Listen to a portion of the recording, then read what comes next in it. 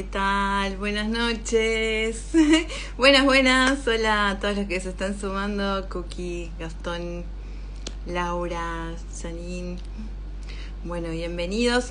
Les aviso que la clase de hoy no es para gente que le tiene miedo a las arañas. Si le tenés miedo a las arañas o tenés algún tipo de fobia vinculado, es el momento para desconectarte y desaparecer, porque si algo que vamos a ver esta noche son arañas. Vamos a hablar bastante del tema. ¿Qué tal? Yo soy Evelyn Márquez, soy curadora, gestora cultural. Estoy en Buenos Aires, no sé dónde están ustedes, cuéntenme en el chat desde dónde se están conectando. Todas las semanas doy clases sobre distintos temas vinculados a el arte contemporáneo. Bueno, la última vez hablamos sobre ferias de arte, todas las que transcurrieron en estos días, Arteba, Bada, Afer, así que si fueron a ver alguna de estas ferias, coméntenme. Me habían dejado como tarea para el hogar decir cuál era mi galería favorita de la sección Utopia, que es como la más joven de las galerías más jóvenes y emergentes. Hice la tarea, mi favorita fue Valerie's Factory, que es de acá de la ciudad de Buenos Aires. Pero bueno, vamos a adentrarnos en el tema de hoy. Hoy vamos a hablar de un artista que tenía obras expuestas en Arteba, lamentablemente no vino, no estaba presente, pero sí sus obras en la galería de Ruth Ben-Sakar, que es una de las más prestigiosas de la ciudad, y se trata de Tomás Saraceno. Tomás Saraceno es de la provincia de Tucumán. Es arquitecto, él vino a estudiar a Buenos Aires arquitectura. En realidad, él nació en el 73 y sus padres tuvieron que exiliarse al poco tiempo que él nació a Italia, así que él se crió en Italia, volvió acá en la adolescencia y estudió arquitectura en la UBA, así que estuvo muchos años dando vueltas por Buenos Aires y después se fue a hacer un posgrado a Alemania y ya se quedó a vivir allá. Es uno de los artistas argentinos más reconocidos a nivel internacional, más prestigiosos, más queridos, más respetados. Es una mega estrella en el mundo del arte, Tomás. Lamentablemente es muy difícil que un artista llegue a esos niveles de reconocimiento viviendo en Argentina. Así que suele suceder que continúan su carrera en el exterior, como en este caso. Así que vuelvo a repetir lo que decía al principio. Aviso desde ya que esta no es una clase para gente que tenga aracnofobia, porque vamos a hablar mucho de arañas, que es uno de los temas predilectos de Tomás. Más bien las telarañas, en realidad. Él siempre hace esa diferenciación. No sé si me gustan tanto las arañas, pero sí me gustan las telas de arañas.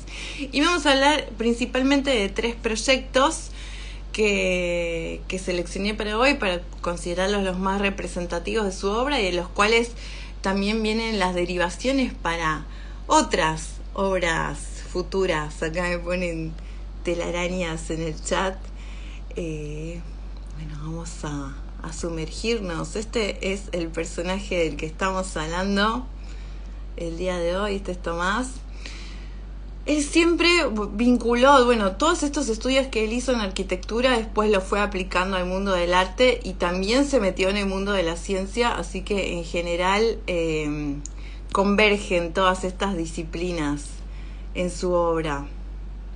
Y bueno, su trabajo con las arañas ya lleva más de 15 años, hace muchísimo tiempo que se empezó a interiorizar en este mundo. Empezó con algunas instalaciones. Bueno, una de las fobias más comunes suele ser la aracnofobia. Tomás dice que él tiene todo lo contrario, que tiene aracnofilia. Y de hecho ese es el nombre que le puso a una comunidad interdisciplinar que se centra en la investigación de las telas de araña. Porque él decía que cuando empezó a interesarse en el tema, se dio cuenta de que no existía todavía ninguna manera de escanear, ninguna técnica para escanear correctamente las telas de arañas, porque son muy sensibles, muy frágiles, muy delicadas, no podían ponerse en ningún tipo de escáner y no había instrumental.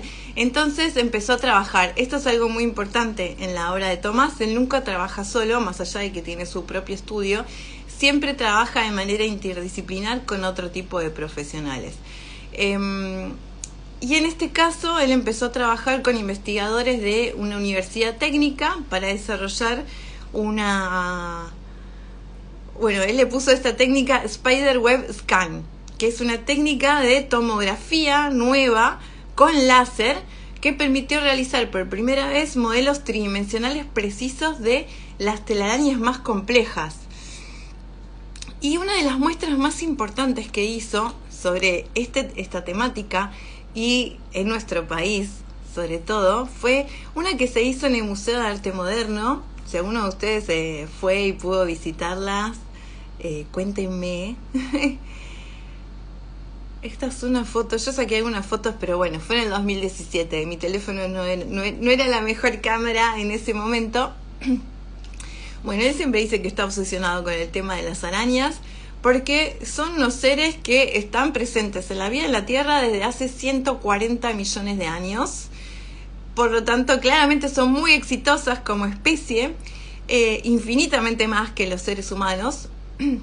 Y la primera exposición importante que hizo en un museo argentino fue esta, que se llamó Cómo atrapar el universo en una telaraña.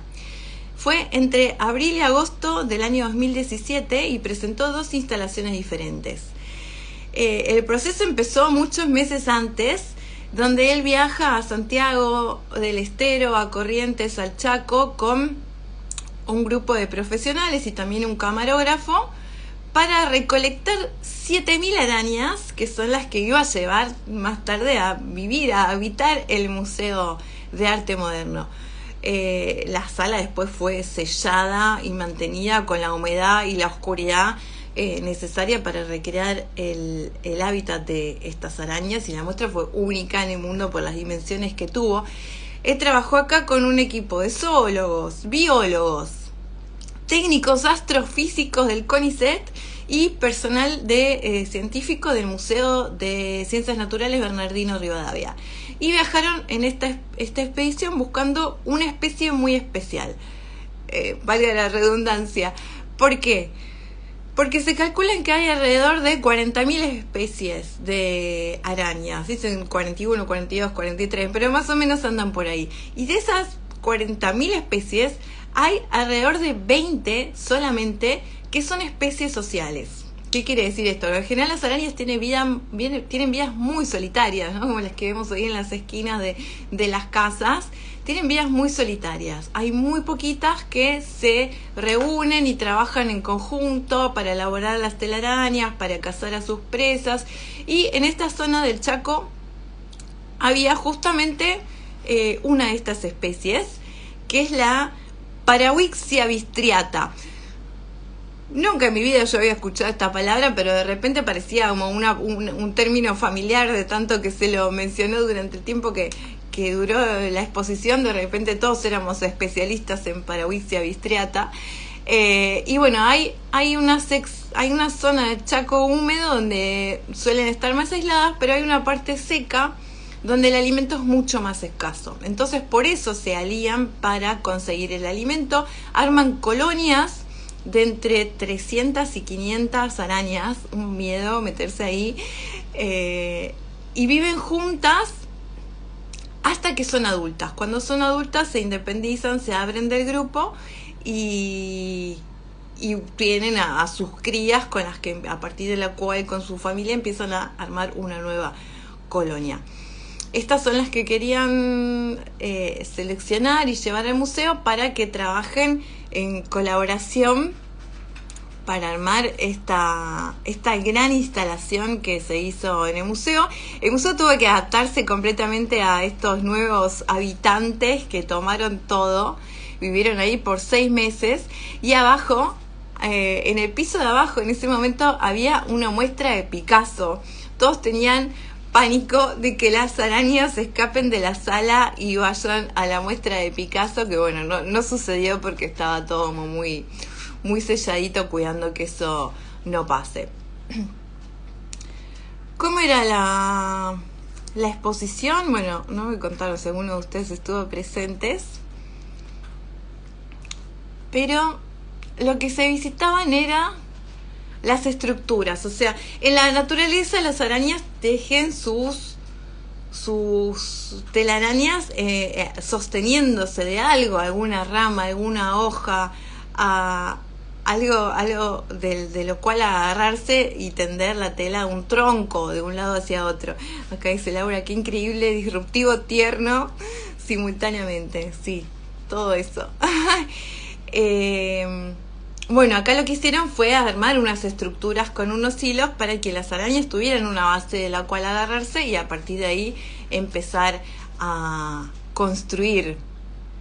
Y bueno, uno entraba, estaban todas estas estructuras en el centro, la sala completamente oscura, solamente con unos focos muy puntuales que permitían, era como una luz muy rasante sobre las telas de araña para que el espectador pudiera verlo, y había un caminito pegado a la pared por el cual uno iba pasando y viendo estos diseños geométricos alucinantes que seguramente todos tenemos dentro de nuestras casas y le damos un plumerazo directamente. Bueno, en este caso se revalorizaba. Como el video que puse al principio es un clipcito que armó el mismo Museo de Arte Moderno.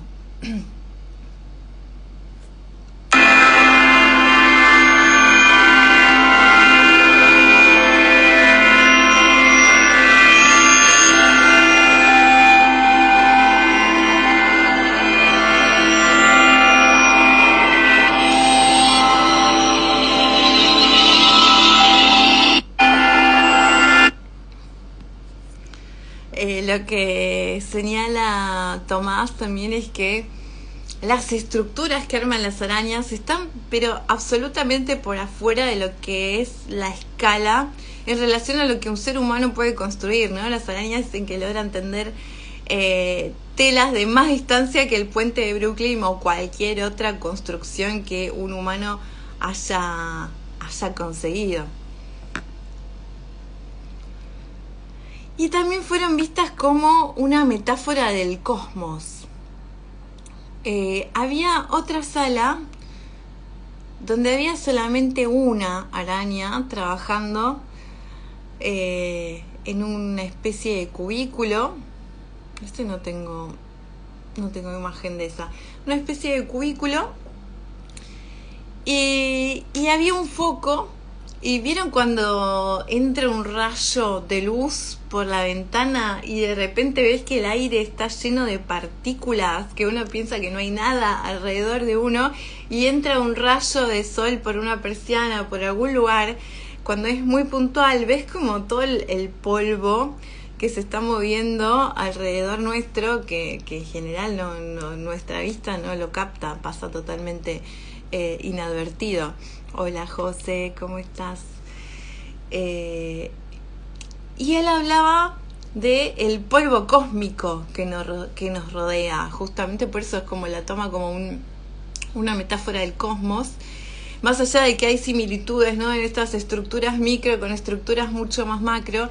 El tema es del polvo cósmico flotando alrededor nuestro, que hay alrededor de 40.000 toneladas de polvo cósmico que vienen de otras galaxias, que atraviesan la atmósfera y que incluso en esas partículas que nos invaden y que nos rodean pueden haber habido sustancias que trajeron y generaron o ayudaron a generar la vida en la Tierra, ¿no? Entonces todo el tiempo está esta reminiscencia al polvo cósmico y al cosmos, y estas telas de araña también como protoarquitecturas. Las arañas prácticamente no ven y siempre tejen estas arañas de noche y se guían únicamente por el tacto y por una cuestión instintiva.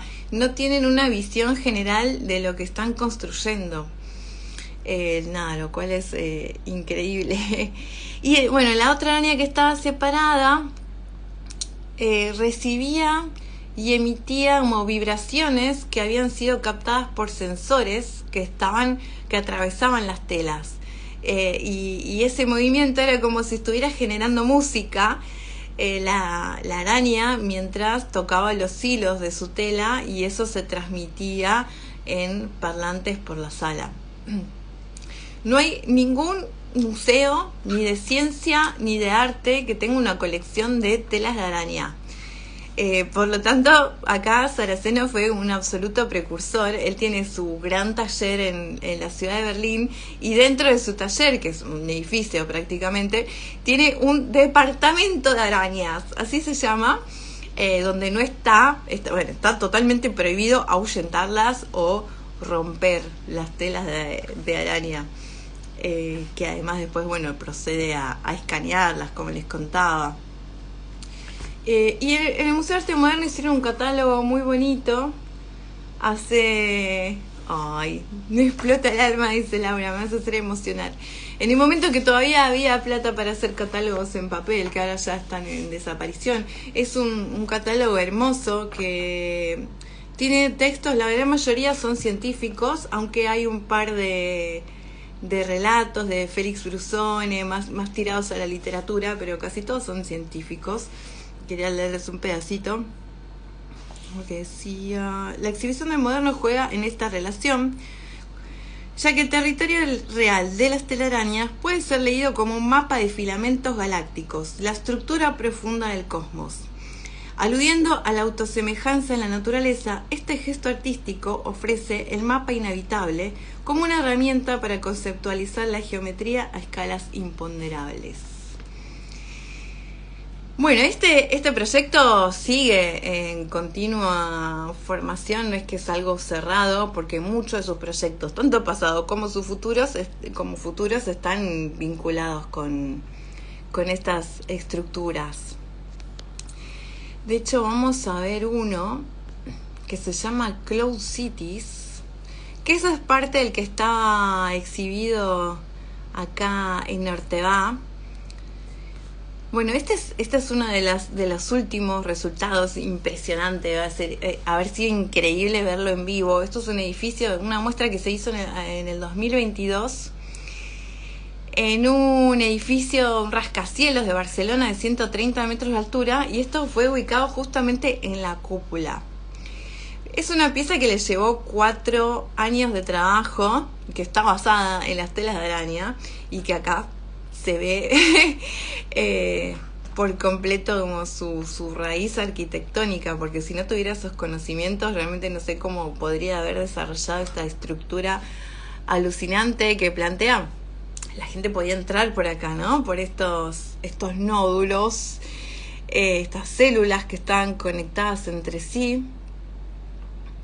Cloud Cities, o ciudades nube, él las define como una exploración aérea que entrelaza a los seres humanos y su entorno con un movimiento hacia una ecología mental, social y ambiental. Esto es algo que todavía no vimos, pero es como un gran referente del arte y en general de una vida, más que del arte, de una vida autosustentable, sin contaminación. Hay muchas referencias a la ecología en la obra de Saraceno. Y bueno, plantea estas nubes, ¿no? Como unas ciudades voladoras, flotantes, imaginarias, que sobre todo lo que hace con estas estructuras y con otros proyectos es rechazar una idea de fronteras nacionales o fronteras raciales o políticas que son tan fuertes en las sociedades urbanas actuales, ¿no? Proponer una teoría utópica de una arquitectura sin límites. ¿Por qué? Porque esto él lo planea como una ciudad creada en el espacio, ¿no? Entonces, en un espacio, ¿de quién es el espacio? Es justamente, resalta el hecho de que el espacio atmosférico está muchísimo más controlado y vigilado que el terrestre. Como que es terrible el nivel de control que hay sobre el espacio aéreo. Bueno, su idea es como romper con todas estas ideas de fronteras, de geografía, y ver a los habitantes más como parte de un planeta que de un país. De hecho, muchas veces cuando a él le preguntan, incluso cuando tiene que presentar una biografía, le preguntan ¿de dónde sos?, él dice: yo soy del planeta Tierra. Como no se restringe ni a Argentina ni a su otro país que es Alemania, ni nada por el estilo. Es como, bueno, no basta de hablar de fronteras y estos límites ridículos creados por los seres humanos. Y bueno, estaba creada esta ciudad, estaba creada por estas células.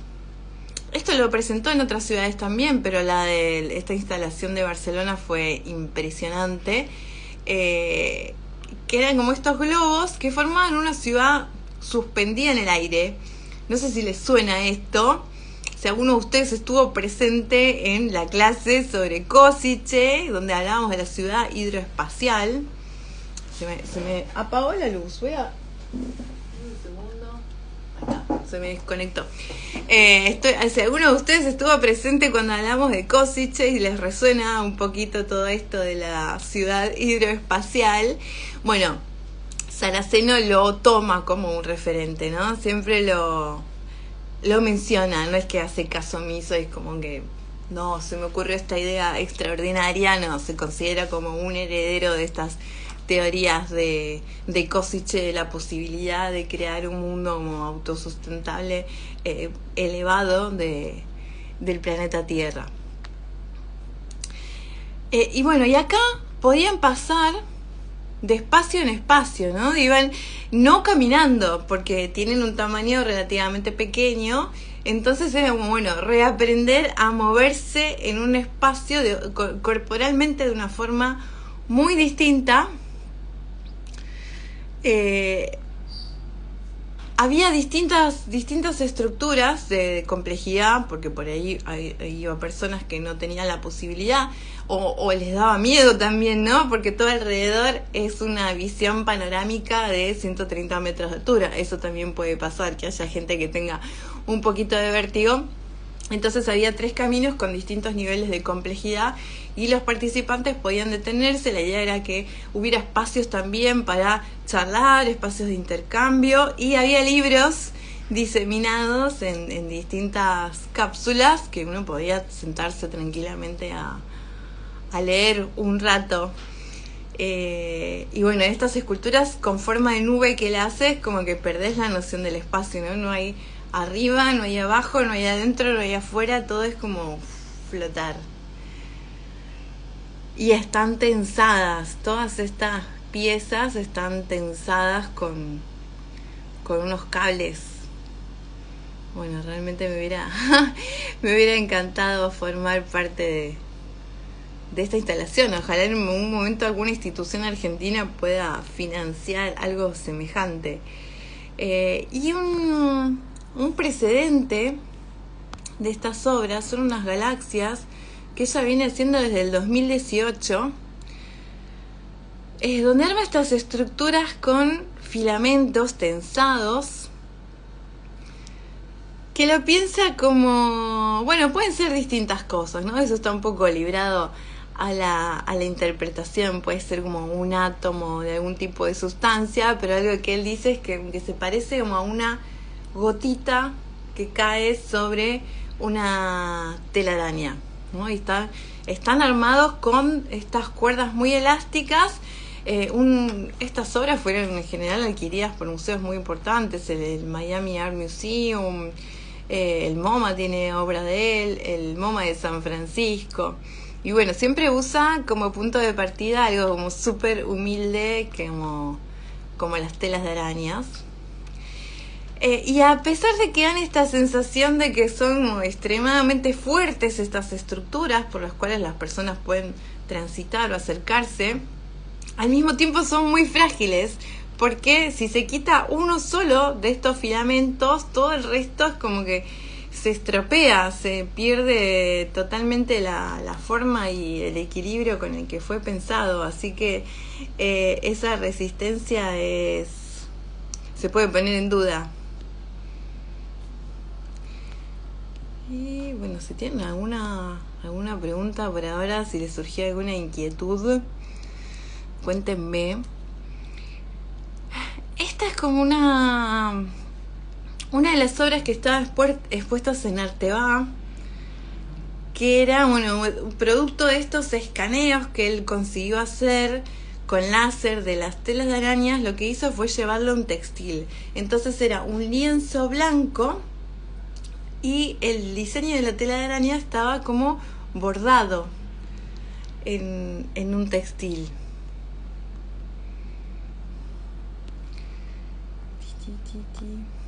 Y otra de las piezas era esta, que ha hecho estas Cloud Cities en miniaturas, digamos.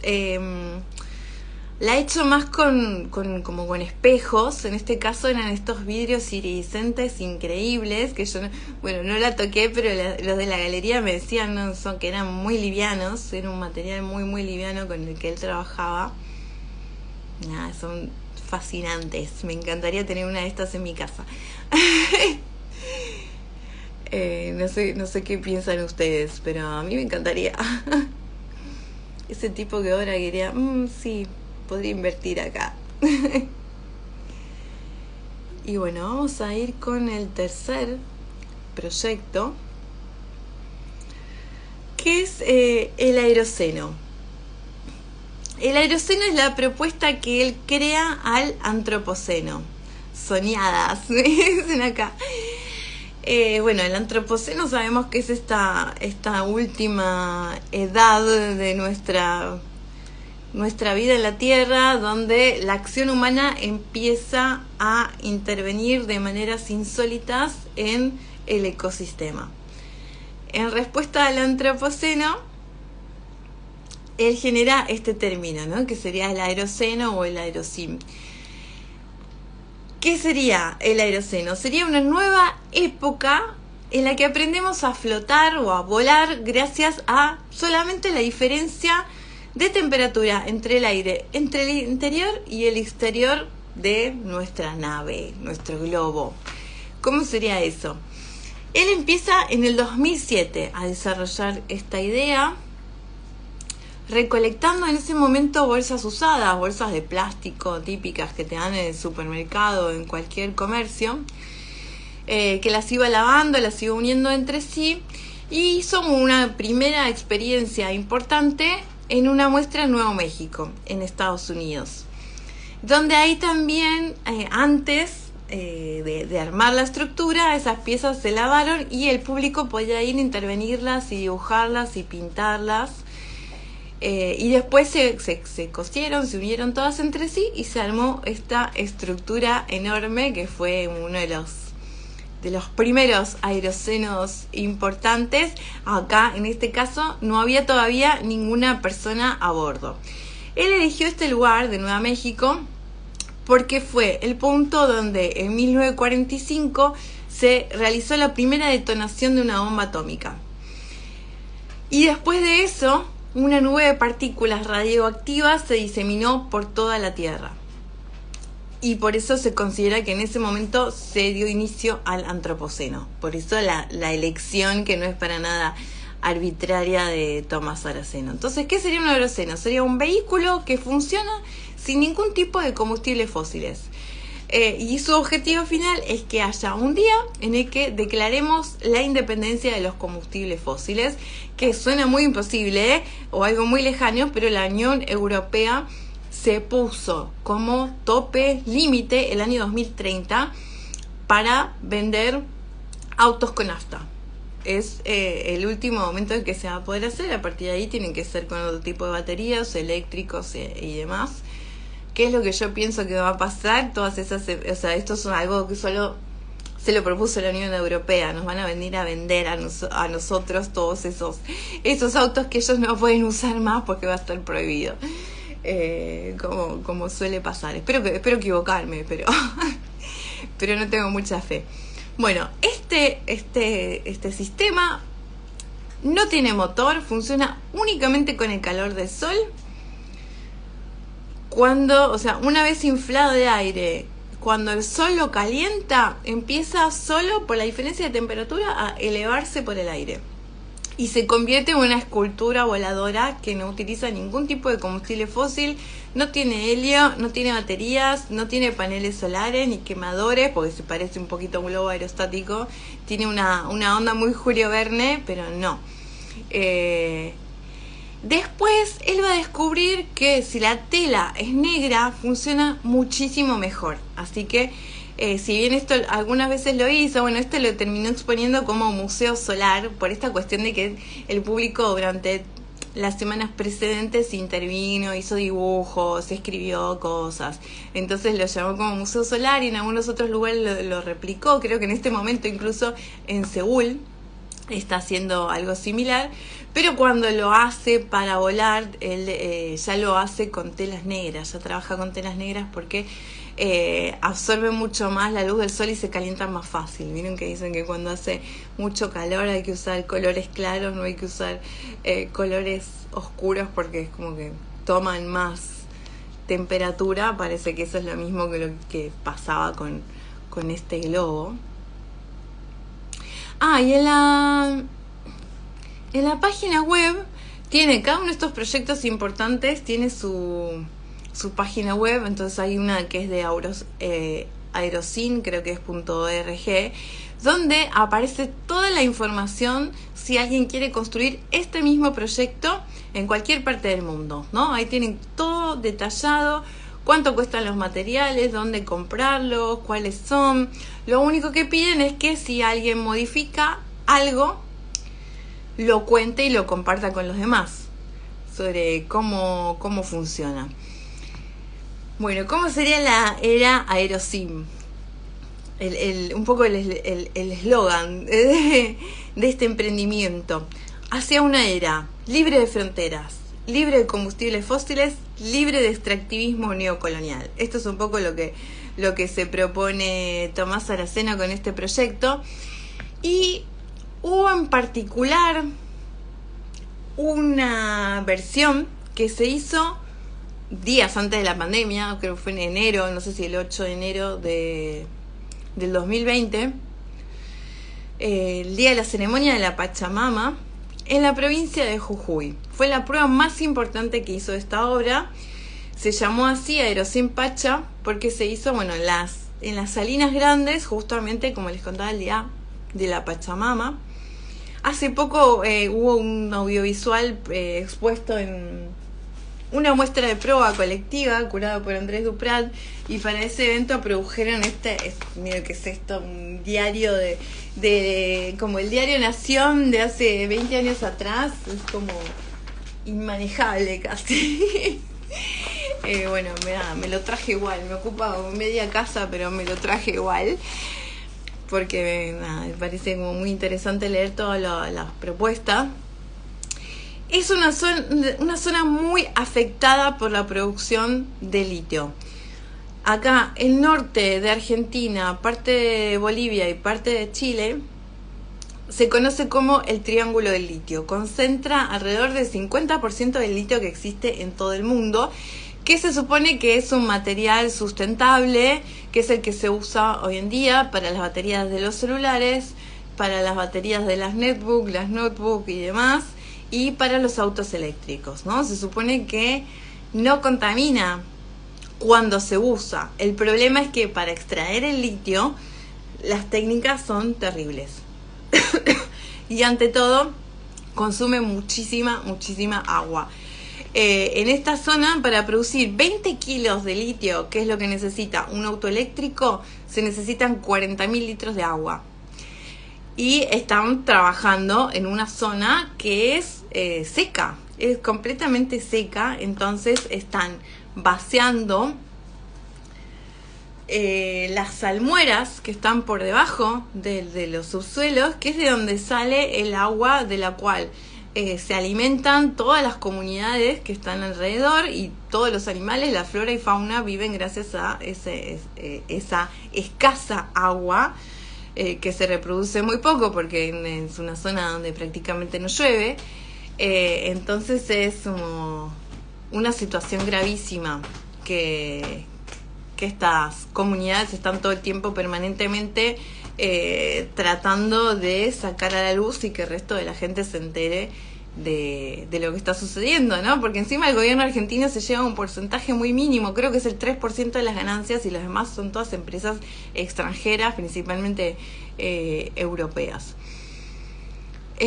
Bueno, hace muchos años atrás, alrededor del 2010, Tomás Aracena se cayó de una escultura similar, una de sus primeras pruebas del aeroceno, se rompió la espalda, tuvo 2 operaciones y le pusieron 12 tornillos en la columna. Él no se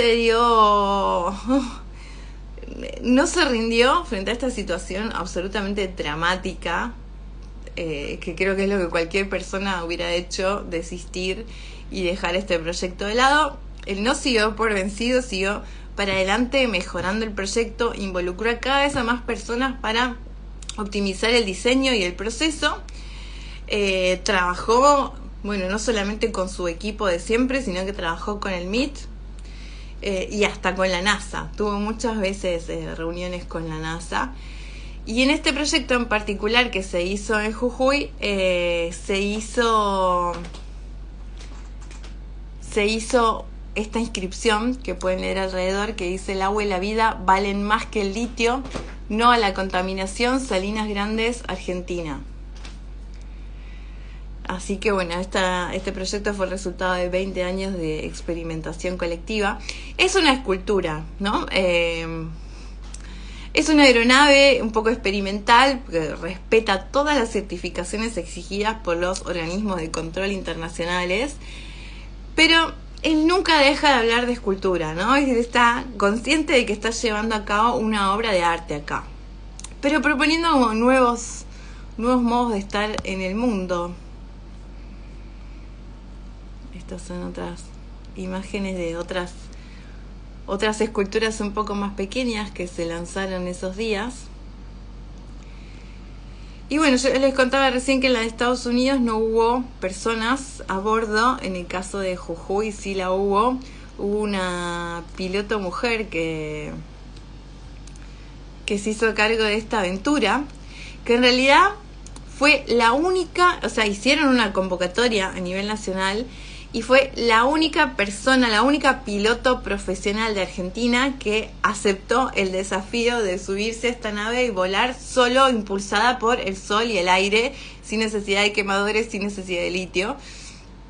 Alcanzó una altitud de 176 metros y flotó durante 21 minutos por 1,7 kilómetros. Esas fueron las estadísticas. Rompieron un montón de récords, que Saraceno se reía porque era como romper un récord que si no había, romper el récord del mismo, porque no había ningún precedente, a nadie se le había ocurrido nunca hacer algo semejante, ni siquiera en la NASA ni ningún otro lugar parecido. Pero como les decía, cuanto más grandes, también fue descubriendo que cuanto más grandes son las esculturas, más peso pueden levantar. Y él está trabajando en esto permanentemente, ¿no? Con otros científicos. Cómo desarrollar tecnologías con un menor impacto ambiental. ¿Por qué? Porque una de las cuestiones que más contaminan, que más alteran la huella de carbono de los seres humanos son los viajes en avión. Todo el tiempo, permanentemente, sobre nosotros hay 1,3 millones de personas volando en avión.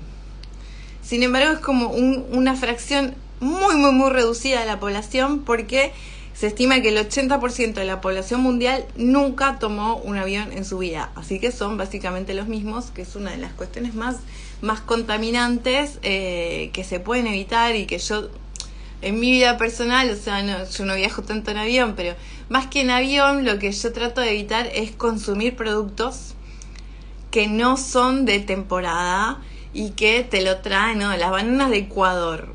Si tenemos bananas acá en nuestro país y que el transporte es muchísimo más económico y más próximo a nosotros, ¿no? No consumir cosas que atraviesan miles y miles de kilómetros solamente por un capricho, cuando hay frutas y verduras de estación que se pueden conseguir acá y que no implican todos esos gastos y ese consumo de carbono totalmente innecesario.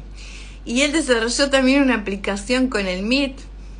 Desarrolló muchas aplicaciones muy interesantes, pero hay una en particular que determina, según los vientos, cuáles son los mejores días y momentos para moverse de un punto a otro. Si uno quisiera hacer un aerocine y viajar de una ciudad a otra, cómo tiene que moverse. Después tiene otra que tiene que ver con las arañas para localizar arañas y que te da una especie de oráculo, que no la descargué, pero la tengo pendiente, de buscarla.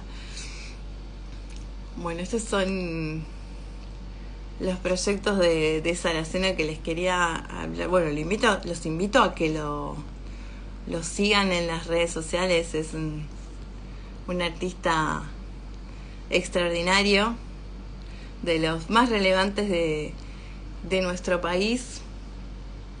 Amé, qué bueno. Y bueno, para cerrar quería hacer 2 comentarios. Por una, este es uno de los artistas por los cuales creo que como que me da las razones para dedicarme al arte contemporáneo, sobre todo, ante todo, porque yo tengo un Géminis muy fuerte, tengo un ascendente Géminis muy fuerte, que hace que todo me interesa, que quiero saber todo. No sé si hay alguien acá con un Géminis fuerte, como dígame acá en el chat. Quiero saber todo me da curiosidad y obviamente es imposible meterte en todas las disciplinas. Entonces, el arte contemporáneo es un campo de conocimiento que está constantemente en relación con otras disciplinas, y creo que gracias al arte y a las derivas y a los intereses de cada artista es como que pude aprender muchísimo de ciencia, de historia, de biología, de gastronomía, de lo que se te ocurra, ¿no? Eso por un lado, creo que es una oportunidad increíble para... Cada artista tiene sus propios intereses y se sumerge en contacto con otras disciplinas y eso es como que te abre un panorama desconocido. Y después, por otro lado, una pregunta muy frecuente, muchas gracias acá por los comentarios, Fermín, Laura.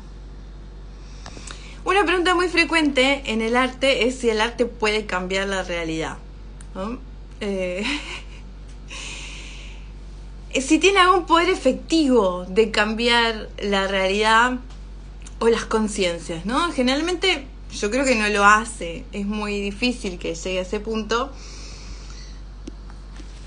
Pero Saracena es un ejemplo de que sí se puede, pero nunca solo, ¿no? Siempre en colaboración con otras personas, otras disciplinas, porque estos artistas son capaces de aportar formas completamente nuevas de pensar, de ver las cosas, como pasa con Tomás, que estando en la NASA, reunido con astrofísicos, y todo el mundo le decía, nunca pensamos en estas cosas, nunca se nos ocurrió que era posible volar, simplemente por una diferencia de temperatura, ¿no? Cuestiones por el estilo. Entonces es un pensamiento transversal completamente diferente que aporta miradas nuevas a la ciencia, a la tecnología y a otras disciplinas que parecen todopoderosas, pero vemos que no lo son tanto. Siempre hay huecos por los que meterse y nuevos aportes y nuevas miradas. Así que bueno, espero que les haya dado curiosidad. Geminiana arañóloga, me están diciendo por acá. Bueno, espero que le tengan ganas de seguir investigando en su obra. Van a ver, si lo googlean, van a ver como lo internacional que es, por el hecho de que prácticamente toda la información que figura sobre él está en inglés, está en chino, está en alemán, y un poquito así está en español. Ya es como, es más del mundo, como dice él, más del planeta Tierra que argentino. Ya nos lo apropiaron. Pero bueno, espero que les haya interesado la obra de Tomás. Y nos encontramos la semana que viene en una nueva charla sobre arte contemporáneo. Espero que lo hayan disfrutado y nos vemos en estos días. Gracias.